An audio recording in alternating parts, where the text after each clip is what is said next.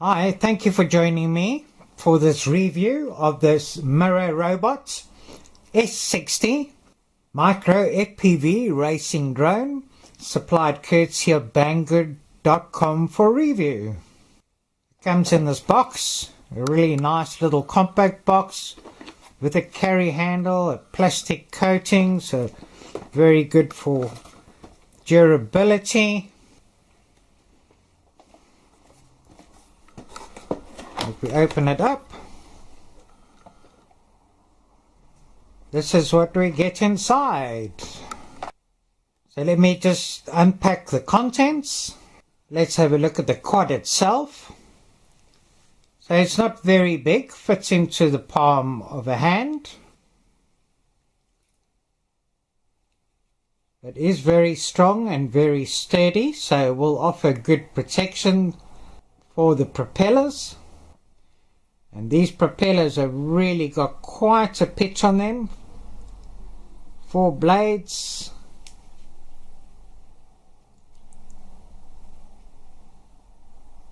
And quite rigid, so if it didn't have the protection they would break quite easily. So if it does get something in, these propellers can break. But it seems that they're quite confident that they won't break too easily because we don't get any spare propellers with this. In the front here we've got a 720p camera with a field of view of about 120 degrees. The motors are brushed or coreless 615 motors that can spin at 53,000 revolutions per minute and half exposed for cooling, so hopefully it should be adequate cooling.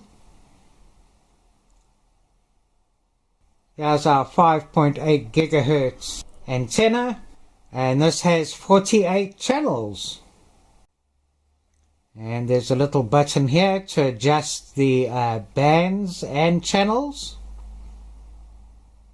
It's good to see the motors just plug in, so replacing a motor on this looks as though it'll be very quick and easy without having to remove anything else besides the propellers. And here's our battery bay with a battery connection. So it's just got this little tiny 2-pin MCX connection. Now the nice thing with this is that you can order it with 1 battery, 2 batteries or 3 batteries. So it's very good to see that you can get spare batteries when you get it, because a lot of quadcopters and drones come out and then they don't have spare batteries available.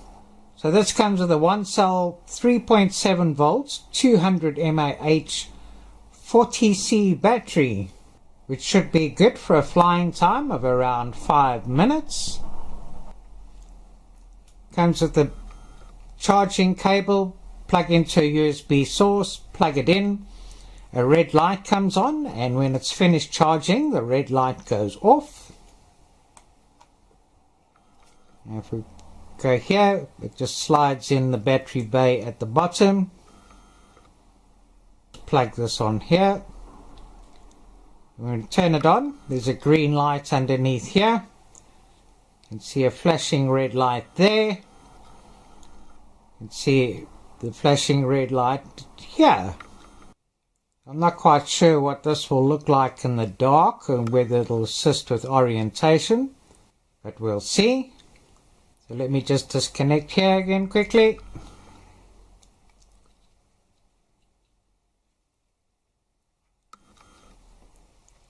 Then this also comes with a piece of paper with instructions, but the instructions aren't very good. They are in English, but it's, you know, it's got the basics. It's pretty clear, but not really that well illustrated or explained. So we'll put that out of the way. And then this is the radio control transmitter. And this really has got quite a nice feel. It's got rough edges for a good grip. Quite nice size. These are a bit high, but quite well loaded. This right one is spring loaded. The throttle lever not. You need to supply your own 3 AA batteries that go in the back here. And this clips on. Now on the Banggood site that it comes with 3 AA batteries, but this didn't come with 3 AA batteries, so don't expect AA batteries to come with it. And we power this on first. The button on the top left here is to do a flip and roll. So you just press and release and it'll go and automatically roll. Button over here is just to change from normal mode to Acro Mode. So just a press and a release and it'll go into Acro Mode. These are the trim buttons here. And these 2 buttons are to calibrate. Let's turn the quad on.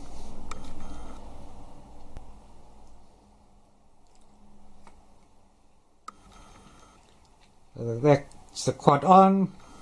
Red and green lights flashing, and then the red light goes solid. Now the range on this is about 120 meters. Let's see what will happen if it goes out of range. So I'm going to start it up. Turn this off. 1001, 1002, 1003. So in about 3 seconds it'll power down and drop wherever it is. Can we rebind with it? Yes, we can. And if you're going to fly this indoors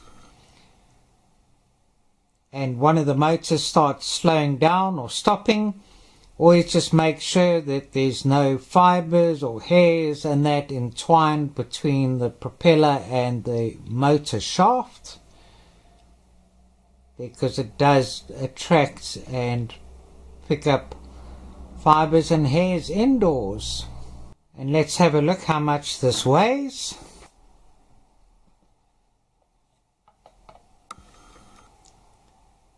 So with the battery it only weighs 25 grams.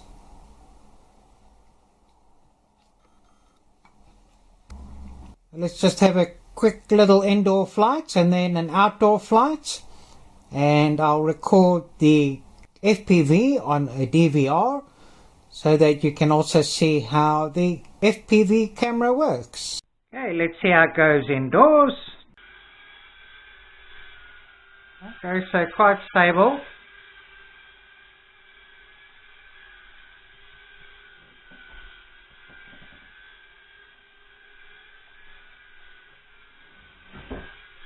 Little yaw.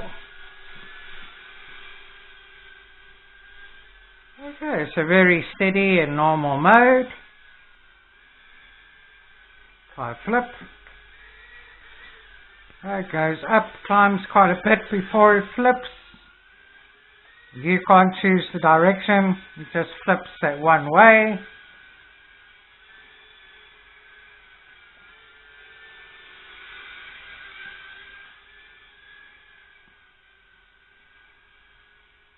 Let's see what it looks like in the dark.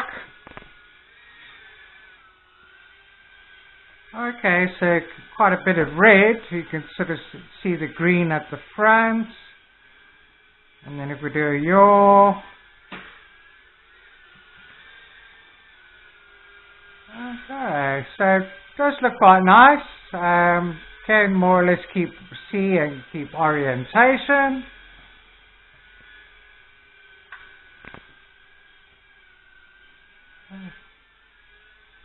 So when it's in normal mode, you can see a red light on. If we put it into Acro Mode, then the red light goes off. Put it back into normal mode, and the red light comes back on. And let's just try and put it into Acro Mode. Okay, so they're very fast in Acro Mode, and this space is too confined. But let's see how it goes in Acro Mode outdoors. Okay, ready to go. Just press this button to calibrate and hold it. Light should flash rapidly, but it doesn't really seem to be calibrating, but let's hope that's calibration done. Got FPV on the screen. Going to start the recording. That's all done. Start the clock. Let's take off. Okay, so nice and steady. Normal mode here at the moment. See if it'll do a flip. Yes, there's a flip. Do another flip. So it climbs and then goes and then flips over. So just a short press on the left one to do a flip. Okay, let's take it up to the other end there on FPV.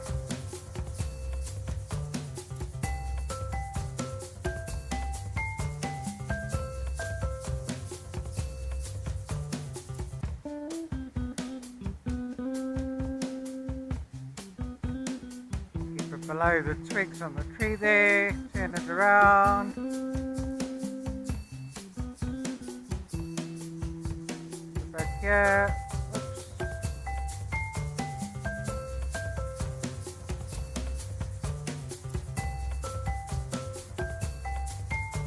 Here we come, back again, looks good on the screen.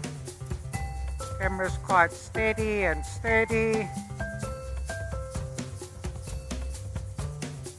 Bring it back here. I'm going to put it into Acro Mode. Okay, whoa, in Acro Mode it's overcompensating. So not very stable in Acro Mode. Got to take it really easy.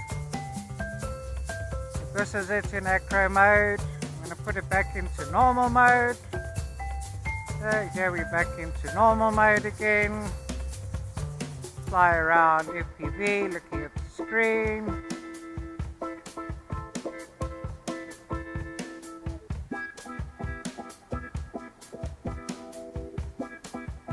Going very nicely, very stable. There's about a 6-mile-per-hour breeze and it's handling it quite well too. We're losing a bit of power there. We've been going now nearly 2.5 minutes.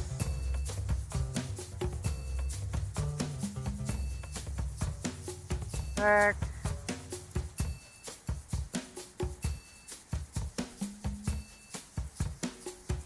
Take it around the other tree there in Acro and on FPV.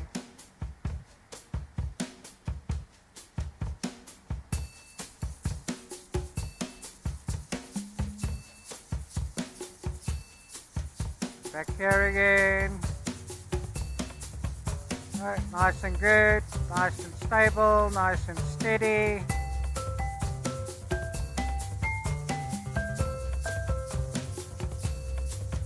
Wow, quite a bit of a yaw there. It really looks good on FPV screen, should look good in goggles too. Quite a nice camera, the quality looks quite good. Still going steady and well.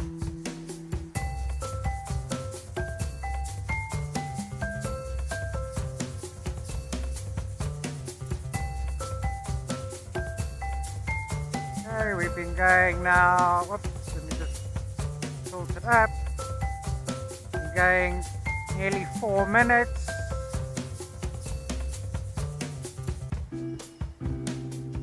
Losing power.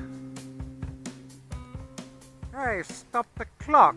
So a nice flight, nearly 4 minutes flying time with about half a minute of it in Acro Mode.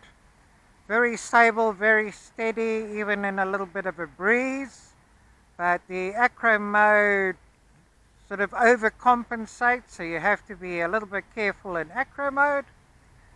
camera quality looks good on the screen for FPV, and you'll have seen the video already. So a nice little flyer to learn FPV on, particularly indoors. But the Acro Mode, I'm not so sure. It's just too erratic and unstable for a smooth acro ride. But if you get used to it, you can only improve. And in summary, a few issues experienced with this. During a test flight, it crashed, and then the camera became inverted, so upside down. I really wondered why and how that happened. I then discovered that there was a screw missing over here, which will obviously upset the gyro stabilization. So if you do get this, make sure the screws are all fastened properly. And then I discovered that the camera was actually inserted the wrong way around, because if you have a close look here, there's a button to press, and if you press that button it will invert the camera.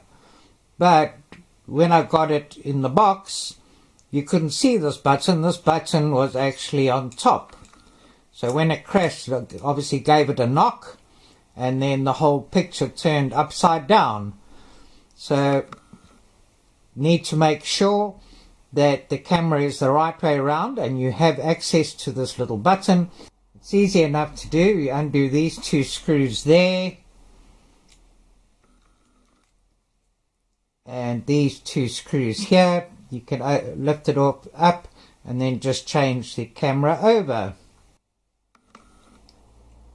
Then it also says that this has a low voltage or low battery warning, but I didn't experience any low battery warning.